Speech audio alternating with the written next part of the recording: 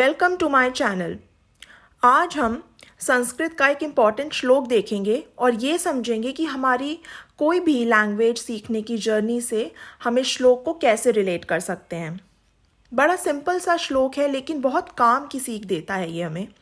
श्लोक ये है, गच्छन् पिपीलिको याति योजना नाम शतान्यपि अगच्छन् वैन्तेयः पद्मेकं न गच्छति। श्लोक का अर्थ समझने से पहले कुछ इंपॉर्टेंट वर्ड्स देख लेते हैं हम। पिपीलिको हम नर चींटी को कहते हैं, मेल एंट। पिपीलिका हम फीमेल एंट को कहते हैं।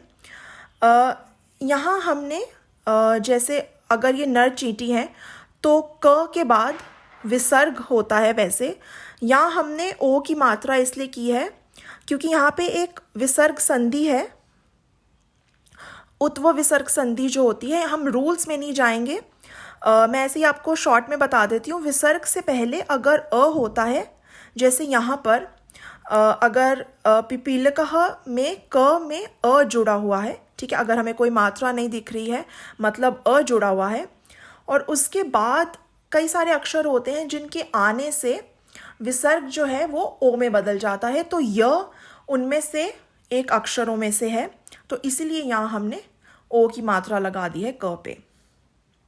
ठीक है, नेक्स्ट वर्ड हम देखते हैं। ये देखिए वर्ड है योजना नाम। ठीक है, इसका मूल शब्द है योजन। एक डिस्टेंस का मेजर होता है ये। अलग अलग सोर्सेज अलग अलग फिगर्स हमको बताते हैं इसके कि ये कितने किलोमीटर के बराबर है, बट ज़्यादातर इसे अराउंड 12.87 किलोमीटर्स का माना जाता है। यहाँ मेजरमेंट इम्पॉर्टेंट नहीं है उतनी, नोट करने की बात यह है कि ये काफ़ी लंबे डिस्टेंस की बात की जा रही है यहाँ पे। एक और इम्पॉर्टेंट वर्ड हम जो देखेंगे वो है शतान्यपि। यहाँ पर एक संस्कृत की संधि है, यहाँ पे यण संधि कहते हैं जिसे। तो वर्ड, ये दो वर्ड्स जुड़े हुए हैं, शतानी और अपि। ठीक है, तो शतानी प्लस अपि है। अगर संस्कृत में करेक्ट टर्म यूज़ करना चाहें हम तो हम प्लस की जगह धन कहेंगे, तो शतानी धन अपि। तो यण संधि में बेसिकली क्या होता है, बहुत शॉर्ट में आपको बताती हूँ। ई या ई, छोटी या बड़ी ई आए, उसके बाद कोई असमान स्वर आए, यानी ई और ई के अलावा कोई और स्वर आए, तो ई या ई को हम य में बदल देते हैं। ठीक है, य हलंत के साथ। तो अगर हमारा ई यहाँ पे शतानी का य में बदल गया, तो हमने उसके बाद क्योंकि अ आता है, तो देखिए यहाँ पे य में अ जुड़ा हुआ है। ठीक है, तो शतानी और अपि ये वर्ड्स हमारे पास। शत का मतलब होता है 100, शतानी सैकड़ों, कई सौ, अपि मतलब होता है भी। ठीक है, नेक्स्ट वर्ड हम देखते हैं वैन्तेयः। इसका मतलब होता है गरुड़। ईगल जैसा बर्ड होता है, ईगल ही समझ लीजिए। पक्षियों का राजा माना जाता है इसे।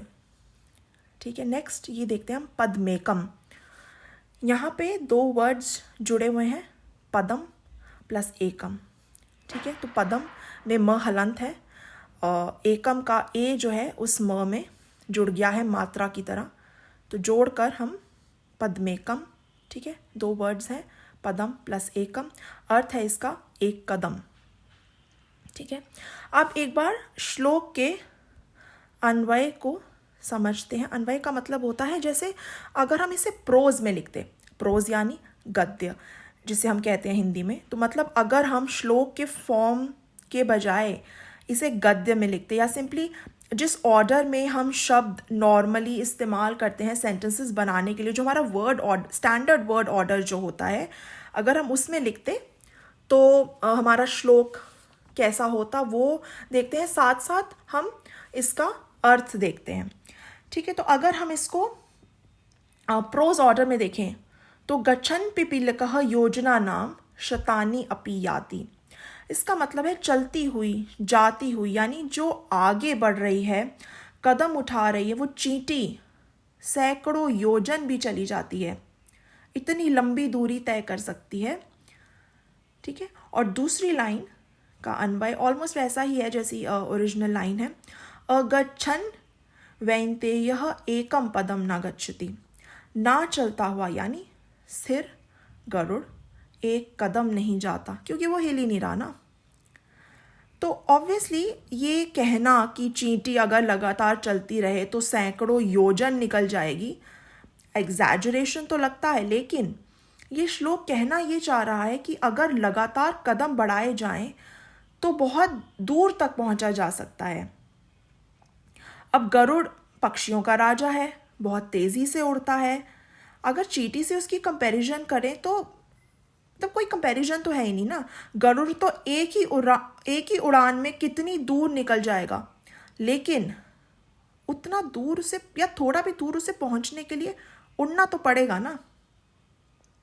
तो अब गरुड़ के पास तो कैपेबिलिटी है, कैपेबिलिटी यानी सामर्थ्य, क्षमता है, लेकिन उस कैपेबिलिटी का वो एडवांटेज ले ही नहीं पाएगा अगर वो उड़ना ही शुरू नहीं करेगा।